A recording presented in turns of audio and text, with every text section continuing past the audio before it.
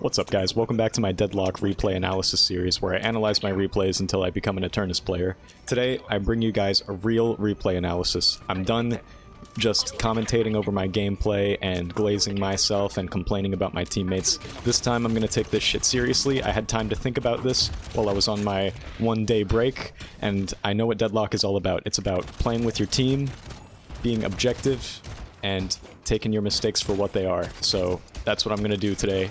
It was a pretty easy lane. Shiv was making a lot of mistakes, and yeah, I mean, he was just putting, like, he's standing in front of the minions here, just taking a lot of trooper damage. So I got lucky and had a very easy lane, but I still made some pretty hefty mistakes this game that I am, needless to say, very embarrassed about. And I want to figure out what I did wrong and how I can prevent it from happening again in the future. Now, a lot of the times I've noticed that even when I do notice my mistakes in the replays, I end up still making them later on in my future games.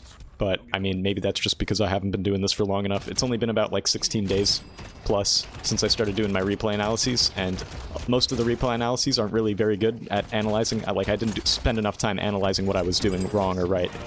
Like, for example, here, I could have been playing a little bit safer behind the creep wave to avoid the call bell. But, I mean, luckily all my mistakes were made up for in this lane by Shiv diving when he was at 1 HP, and he doesn't even have bloodletting yet, so he's not a tank. He cannot afford these dives. And since Shiv was so low, I figured I would pressure Doorman a little bit, and I think it kind of worked out. Eventually, so now I'm just fighting Doorman. Paige deals with Shiv. Good job, Paige. Took his ass out. I mean, she's still at full HP and everything too, so my Paige was a great laning partner. But Paige and Warden is a deadly combo. This Doorman was definitely pretty competent, you know, throwing his bells at me and stuff, and I was taking a lot of damage to him, and he was a bit of a threat. But after we won the lane, you know, the Doorman left and... Or no, the Doorman stayed, and he was not really able to stop me from farming like crazy, so I ended up getting a pretty big lead by the end. And I played well with the lead, but I did die at many points, and I gotta figure out, like, how I can make those deaths not happen. I'm gonna try to take a close look. I know that the first death is due to a very dumb dive, but I can't remember how soon that is. For now, it's just the squabble in the lane against Shiv and I. Yeah, he did manage to get the parry, but he's kind of just spamming the button, you know. It was a weird trade, but in the end it worked out. Oh, wait, I think now is my first death is kind of soon. Yeah, Paige went through the door and followed Doorman, which was badass. Very brave of her, and took his ass out. And I just chased Shiv down at the top, and geez, like, this is one of the worst examples of my accuracy, just killing me. I should have been able to shoot him while he was jumping up in front of me like that, but I still killed him. I think Bloodletting got the final blow. Here, I really wanted to ult because he had no stamina. I mean, I see that he escaped Binding Word and I was upset about it, and I'm about to unlock my ult. There it is. And I figured, and since I got Divine Barrier, like, and Shiv's coming in, I might as well dive, but I messed this up. I missed the melee on purpose, but now I was too laser focused on Doorman, I think, and I was letting the tower do a lot of damage to me. And also, when I made the dive here, I was at half HP. Which, Last Stand was healing me up nice, but the damage that the tower did, see, that's 200 damage because it actually landed a punch on me. I didn't parry it, even though I should have. So, I think when I'm doing these kinds of dives, when I'm in a situation where I can dive because I have my ults, and they're low, and they don't have stamina, because Doorman was out of stamina at this point, like, I should go for the tower, parry that, and just, like, focus on let Last Stand get the damage, you know, let them stay in the cone while I parry the tower so I can avoid taking that 200 damage. Yeah, I didn't realize it was a tower melee that took out such a large chunk of my health. I thought maybe Shiv got a slice and dice. So that's good to know. I definitely need to not make the mistake of getting hit by the tower as often. I need to be serious about preventing that one from happening in the future because it really does ruin my plays completely. It just takes one melee hit from the tower for the majority of my HP to be gone. Regardless though, we're still winning this lane. Shiv is still very low in farm. I'm getting a lot of opportunities to just punch this Guardian down. He did actually get rooted, but he escaped. And now the wave is, yeah, I mean, he just took so much splash damage, but I want to be careful. Yeah, this Shiv was unfortunately, like, having a really bad game for the Shiv. Like, they kept on making, like, weird parries and mistakes that made it easy for us to kill him. The range on my flask was just enough, and I didn't know that Shiv was there at first, but when I heard the melee sound, I decided to go for the parry, and it worked out. And then we won the lane off of that play, I believe. Yep. And so now we have a choice between ganking, and I was going to gank, but then I saw that Sinclair... Yeah, see? He just communicated that he's going to go to blue. And so I figured might as well just stick around in the lane and try to get solo farm going. And so I grab the wave with Paige, and then soon enough she leaves. And since she left, I'm in a situation to kind of just take the solo lane in yellow and farm as much as I want. So I start by thinking about Cultist Sacrifice, which will be useful in a minute. But first I'm just kind of taking their camps and dealing with Doorman when I can. Yeah, so here's Doorman coming up here. He uses his call bell. I guess he thought the camp was still there. And so now I have a chance to dive him, but his luggage cart was actually really good in that moment, because if he hadn't used it to push me back, I would have been able to chase him down and get my binding ward off. But he was playing pretty defensively, and I decided I wasn't going to go too aggro on him. I'm just going to play safe and go for the Sinners when they spawn, as well as the Cultist Sacrifice buff. I think Cultist Sacrifice was worth it this game, because I was top farm throughout the entirety of the match, even after I was feeding and making stupid plays. Oh, I did get Point Blank first because I wanted to kill Doorman. Point Blank, I've noticed, is a very good early damage item as Warden. It does a lot for your damage output, and I wanted to scare this Doorman completely and make him feel like he had no chance against me. So that's why I went Point Blank before getting Cultist Sac. And it pays off pretty soon. After I take the Sinners, I think Doorman starts shoving up the wave a little bit. I mean, I take this Sinners and the one on our side, so I'm just trying to farm efficiently right now, and it's working out. I'm still top farm. Doorman's actually ahead of me by a few souls, but that's because I haven't caught a wave yet. So yeah, still just farming efficiently. Wait for him to go to my tower, which he doesn't actually do. Smart enough. Good thinking, Doorman. And now I'm ready to get Cultist Sac going, and that's when I can start building around movement and stuff, because I don't need to go movement early if I'm not being chased down and I'm not, like, losing the lane. Like here was a situation where I could fend for myself pretty well, and I could just farm in peace while Paige ganked and did all the work for me. Yeah, here I actually won a pretty prolonged trade against Mirage. Kind of just out-aimed him, and once it was time to dive, he could not escape me. So we had a chance to push yellow, and I mean, the fight on blue wasn't going too well, but I had a chance to push here, and I think now is my very first death. I mean, my second one. Obviously, I died after diving the tower, which was stupid. But here, they're diving me, and I'm trying to run away. Like, I see that this is not worth it, but my escape route was, yeah, not the best. I definitely could have done a better job of escaping there. I noticed that at that point, though, that I was doing a lot of damage up close. Like, I noticed that I got the Doorman to half very quickly, and he's not even that far behind in farm. But yeah, since I died to a lack of movement, I went with my Fleet Foot Enduring Speed. I kind of feel like I just have to have it on Warden, because running people down is a big part of making his kit work with Binding Ward. But since I got some damage on the Walker and Calico dealt with the wave on yellow, I decided to switch over to blue, which was a good choice, but then I make my next bad play. I feel really strong right now, which is why I think I can dive this Paradox really deep behind the tower. But now, here I make the mistake of just, yeah, not being... I was just not putting myself in a good position, and I got jumped for it, which makes sense, because I was deep at that point, and they still had a tower, so, you know, like, I can jump in front of the tower, but don't try to go too deep behind it, because you'll just end up getting jumped, especially if you're not familiar with, like, who's in the lane. So yeah, I died for a very dumb reason. I died because my ego got the best of me, and I thought that I was strong enough to just kill that Paradox and run her down, but that was not the case. Doorman was ready for me, he had his ult, and I was not able to defend the yellow tower. I kind of figured that would happen, and he just majestic leaps out of there. I'm kind of glad that he's not bothering, like, picking a fight with me, because it's annoying having to fight people sometimes. That being said, I definitely would have won. I just do more damage than him. So, yeah, I just go back to farming and being chill since I died, and I don't like that, and now Doorman is actually slightly ahead. So I'm going back to just taking the solo wave, or the solo lane in yellow, and farming as much as I possibly can, which was probably a good choice, because it seems like they're all grouped up on blue, and they have Paige, so they should be able to be alright in those fights. Seven did die by himself on green, which is a shame, but the lane isn't too pushed up, so it's alright. I'm just going to keep farming. It's safe to do. The state of the game, the map, looks like I have, like, the ability to do that. Like, we're not pushed up at the Walker anywhere.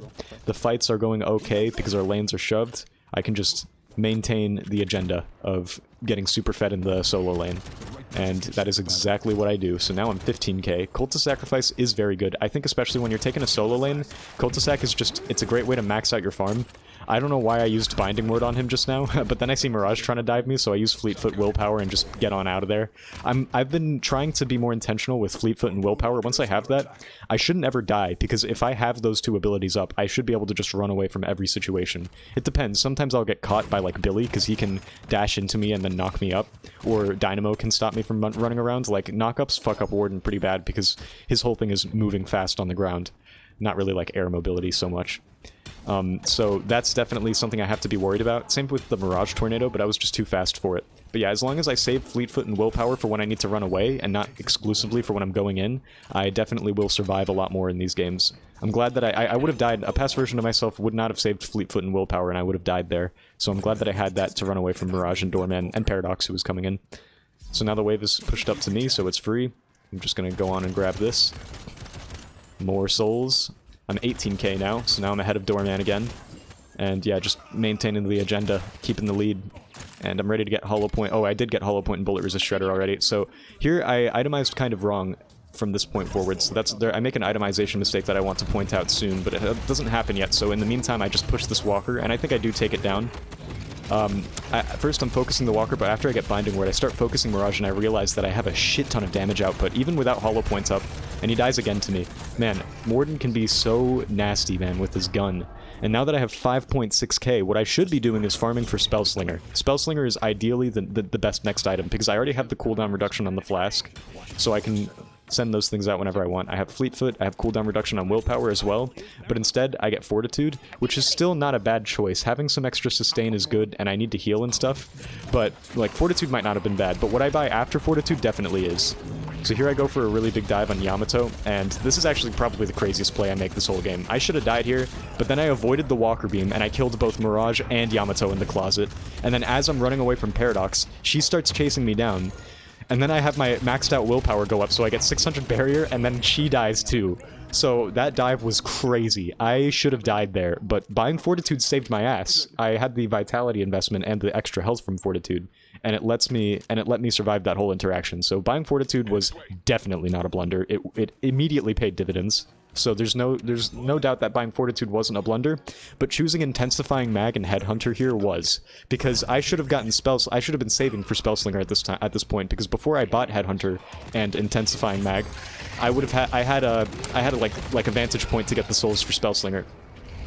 And then after I buy those items, I feel powerful because I just power spiked, so I walk onto their side of the map and get jumped. And that's a mistake that I make basically every single game. Like, every game of Deadlock that I play, I end up overestimating how strong I am, and then I walk onto their side of the map and die, which is just really, really atrocious at this point, and I can't continue to do that. I can't keep getting away with that. Yeah, Calico's logged out for literally like a minute here, so yeah, damn, that was a lot of time later. Okay, there we go. Yeah, so she comes back now, and I propose pushing green with 7, and so that's what we do, and I think that this push works out. So yeah, I just died and got caught out, but I'm still 24k because of Cultist Sacrifice, I think, is what's keeping me just so like high in souls. And so I'm just ready to fight still, even though I did fall behind. I'm shooting Yamato down, and half her health is gone in seconds, which is just nuts. She did use a lot of her abilities already, though. Now Paradox is dead. There's not a chance. She's just out of position. And now we can dive this walker. So I think they end up pulling back, and we get to take the walker for free. They don't, like, fight us for it. I'm trying to find them right now, but I don't see them anywhere, so I just go back to shooting it down. And yeah, no enemy is on the map, so I take the tier 3 camp on their side with my Cultist Sac. And I think here Lash proposes a push on blue, but I think I die for this. I think it was still worth giving it a shot, though. I think Haze pulls up, so I try shooting her down. She is also doing a lot of damage herself, though. I missed my chance to kill her after I hit the Binding Word, because she was behind the wall, and now there's 3 people on our side and Lash is dead, so I gotta play really well if I want to escape. Now, if I had Spellslinger in this situation, I already would have had like a few stacks on it, so I definitely would have had a chance to at least kill like Doorman or something. Because he would have died in seconds to like a max fire rate Spellslinger. Even Yamato, like, I probably would have been able to keep like pushing Mirage back with my damage. But I'm still not even thinking about Spellslinger at this point. I low-key kind of forgot that that item existed until like a certain point in this match, and now I'm thinking, okay, I need Berserker next, because that'll really help my damage output. But no, Spellslinger should be the next choice, and I should have gotten it before Headhunter and Intensifying Mag. Regardless, though, they're still very deep on green. I don't really care too much about Mirage pushing yellow, because we still have 2 other walkers, and we have a bunch of people here ready to die to me. So Shiv gets mogged. Doorman ults me, but it's okay. He was the ult animation kept him vulnerable, so he gets chased and eventually killed. There we go. And now I'm thinking I can shove up green, but I also want to push blue. But I think right now, yeah, they go mid. I don't really bother going with them because I'm sort of not in the position to do that, and 3 should be enough. So I just start taking their sinners, but maybe I should have joined them in mid sooner. I think that is what I end up doing next. No, I actually buy Berserker next, because I'm still not thinking about Spellslinger, although at this point it still would have been more ideal to save up for that. Oh yeah, here's my next mistake. I try to go for blue again. I feel like I have enough damage to just backdoor it and call it a day, but I definitely don't, and now I have to run away, and there's not a chance I'm gonna get out. Yeah. It was a pretty sloppy escape, don't get me wrong, but I shouldn't have been diving the walker in the first place, because I did not have enough damage to kill it. I don't know why I thought I'd be able to do that by myself. I mean, it's the last walker. I can't make risky plays like that for the last walker, even though I did want that extra slot. And I would have directly benefited from having it. That being said, just another egotistical and rash play that I shouldn't catch myself doing again. Or I should catch myself doing again, I just hope it doesn't happen again. And Calico gets caught out, but it's okay because our lanes are good. And I think now what they try to do is push blue off of the kill that they got, and I believe they get promptly punished. Flash ults the Yamato. She trades with her ult and tries to chase down Magician, which she succeeds in doing, but now I see Doorman out of position, so I decide to just chase him down. I really struggle against Doorman, though, because of his knockdowns and shit. But yeah, Magician did die, unfortunately, but we got Doorman. Yamato survived. It's a shame I didn't chase her down. I guess once she ulted, I figured, like, it's not worth it at all, but it at least gave us a walker for free, and now I'm even richer. And now I should be able to chase Yamato. I can't remember if I kill her here. I'm kind of slow because I messed up my stamina, but yeah, no. She was not able to run away completely, and that was the end of that. Now we get to go mid. I see Paradox in mid, very out of position, so I think she just dies here. I just noticed watching the replay that Shiv was on the map. I could have killed him and chased him down, because I didn't know where Doorman was, but he wouldn't have been able to stop me without his ult, so yeah, I could have killed Shiv just now, which would have been nice, but it's alright though. Getting the rejuve is still a W, and still probably going to result in us winning the game. And now I'm going to buy Spellslinger. At this point, it was after I bought, like, just after I bought Berserker that I realized that I should have had Spellslinger this whole time, and I was delaying a really important power spike. But now that I've been able to, like, properly analyze that mistake and understand it, I'm hoping that I go earlier on Spellslinger in my future matches. So, Doorman here, yeah, that spell parry was worth a shot, but he doesn't die. He actually ended up being way tankier than I thought, and now I'm out of position trying to kill Doorman, but I can't do it, and we're all kind of caught out. We lose our rejuves and they win the fight. So that was a really big blunder. The reason that I went so deep is because I saw that Calico, after we got the Rejuvenator, was going in on this Doorman with the urn. And I didn't want Calico to be by herself, and I felt like I was strong enough to, like, help her out and to actually be, like, not just get jumped and killed. So I go Calico's way, but she's starting to run, and now that Calico's running away, like, I just zero in on the enemy and remain in their territory like how she was earlier. I should have known that Calico has, like, good escape tools. I mean, she still did get got, but I should have been with her so that when she died, I could have punished whoever killed her. But instead, I laser focused on Doorman and died for it, obviously, because laser focusing on Doorman costed me my positioning. And if I had killed Doorman, it would have been worth it, 100%, but I didn't, so it was a dumb play. Calico, after losing her rejuve, does manage to get a kill on Shiv, which is great. She dies in the end, but then Yamato does too, I think to 7. So we're still even after that fight, even though it was a really bad fight for us, and they outperformed us without a doubt because we had rejuves going into it. But we still have a vantage point, we still have a lead, and now we can just try to run the urn and win off of it. 7 unfortunately does get caught out by Doorman, and now is my chance. I don't know how I got unstoppable just now, I don't know if y'all saw that, but I was unstoppable for a minute. So that was weird, and so now I'm just gonna go back to farming, get in the weapon damage buff for Cultist Sack, and I see the big old wave on yellow that I try to hit after I dash into a wall a few times. Dashing into the walls is a very common mistake of mine. I don't really understand why my System 2 for maneuvering around the map is, like, randomly, like, flawed. But that's probably because System 2 is just imperfect. Like, it's not precise, it's just efficient. I think, yeah, Yamato has her ult, so it's not over yet. I'm actually in a terrible position, but it's okay. I have Spellslinger, and I know that the longer I stay in the fight, the crazier my strength gets. And right now my reload time is already, like, negative, but Shiv used his ult on me, unfortunately. I would have been able to stick it out for a lot longer if it wasn't for the Shiv ult. The later in the game the Shiv gets, the more value he gets out of Execute, because it's a health percentage threshold, not a specific health amount. So tankier characters like me really do get fucked by Shiv. Like, when he executed me, I easily would have been able to survive against other people for a lot longer, but Shiv just kind of one-shots me. It is kind of, as a tank, it can be really frustrating to go up against Shiv. But the Shiv was not the problem of this match. It was really Doorman that was giving me the most issues. So again, we lose a fight that was in our favor, that we probably should have won, and it's probably because I wasn't fighting very well, and I was, again, like, laser focusing on Yamato when my team was going back. I'm just getting way too focused on my own fights and not fighting alongside my team. And, you know, I'm upset about it, but I still managed to have a soul lead after all of that. I'm still 36k souls, which is equal to Doorman, meaning I can kill people if I want to. So I'm not actually upset. My mental is still okay, and I'm feeling optimistic. And after I'm shooting Mirage a few times and 7 shows up, Doorman and Mirage decide that they probably shouldn't stay for the Walker. So they're still scared of us. It's not a steamroll yet. We can totally win this game. We just gotta make sure that we don't get jumped by Haze or Doorman. So the best I can do is farm still, maintain a lead, and make sure that we don't get jumped. I saw Magician getting hit by Haze, but he had his teleport, so he was good.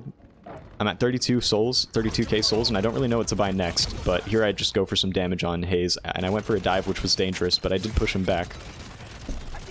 And it looks like the enemy's not grouped up too much on our side. I can see that that Magician's getting dived, so I try to help him out, and it turns out that they actually do end up going pretty deep for the Magician, and Yamato gets, like, super CC'd, so she's forced to run away, and then Paradox is out of position, giving me the perfect chance to finish her off. I don't know if she actually dies to me, but... Oh wait, no, she doesn't. She takes the vent, and I'm like, fuck it, let's just get Shiv. Now he's out of position. I did really good this time, because instead of chasing in the fight, I wasn't consciously aware of the fact that I was doing this, but this time, instead of tunneling in on one enemy and chasing them to the bitter end, I actually stayed with my team and caught out enemies that decided to go out of position, and that's how we won.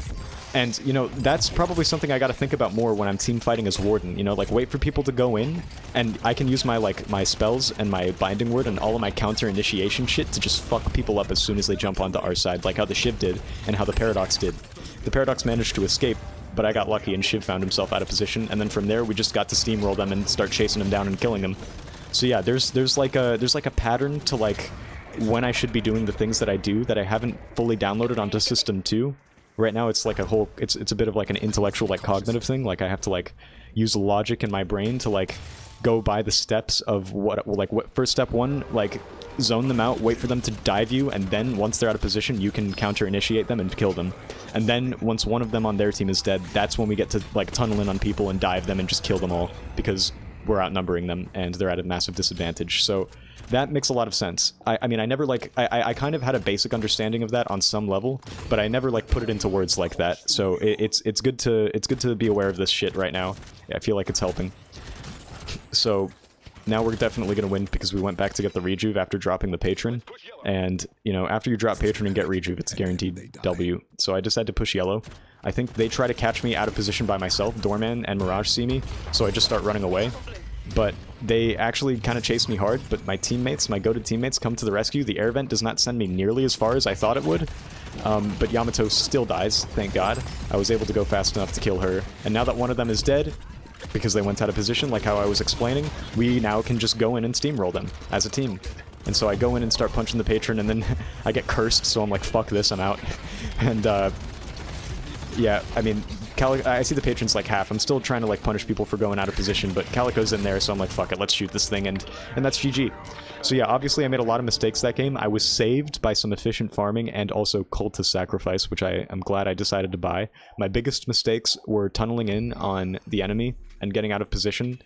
Not buying Spellslinger earlier. That item I just need to get early as Warden because it's just really fucking good. Like, as soon as I max out my flask, Spellslinger will instantly have a shit ton of value in every fight.